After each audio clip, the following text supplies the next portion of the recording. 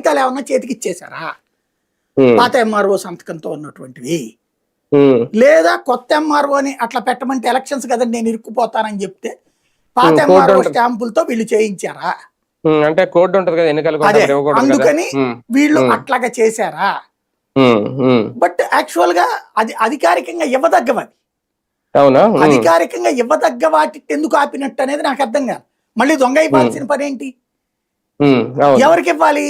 అక్కడ అనర్హులైనటువంటి వాళ్ళకి ఇవ్వాలి. అంటే మిడిల్ క్లాస్ కాకుండా అబోవ్ మిడిల్ క్లాస్ వాళ్ళకి. ఎందుకు మిడిల్ క్లాస్ కూడా వైట్ రేషన్ కార్డులు ఉన్నాయి, వాళ్ళకు కూడా దక్కేసినాయి ఇవి. సరే ఊరు మధ్యలో ఎవడో ఇప్పుడు విజయవాడలో టిట్కో ఇళ్ళు అంటే ఆ పాల ఫ్యాక్టరీ నుంచి వచ్చేటటువంటి ఫ్లైఓవర్ కి దాటిన తర్వాతన ఆ సిరినగర్కి వెళ్ళేటప్పుడు రోడ్డు లోపలికి ఎక్కడికో ఉంటది.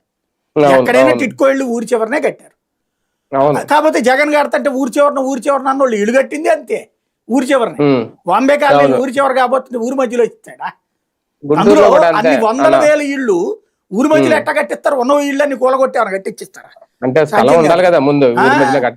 ఊరు బయటే కడతారు, అక్కడ మౌలిక వస్తువులు కల్పిస్తారు ఎప్పుడైనా సరే. ఇప్పుడు వైజాగ్లో ఆరిలోవాలో కట్టున్నాయి, ఆ పక్కన ప్రజలు కట్టుకున్నటువంటి ఇళ్ల దేరు కాలనీలకేమో సరైన రోడ్లు ఉండవు, బట్ దీనికి మాత్రం సిమెంట్ రోడ్లతో సహా అద్భుతంగా ఉంటుంది. అట్లాగా లేబర్ కి సంబంధించి ఆ బెనిఫిట్ ఎప్పుడూ ఉంటుంది.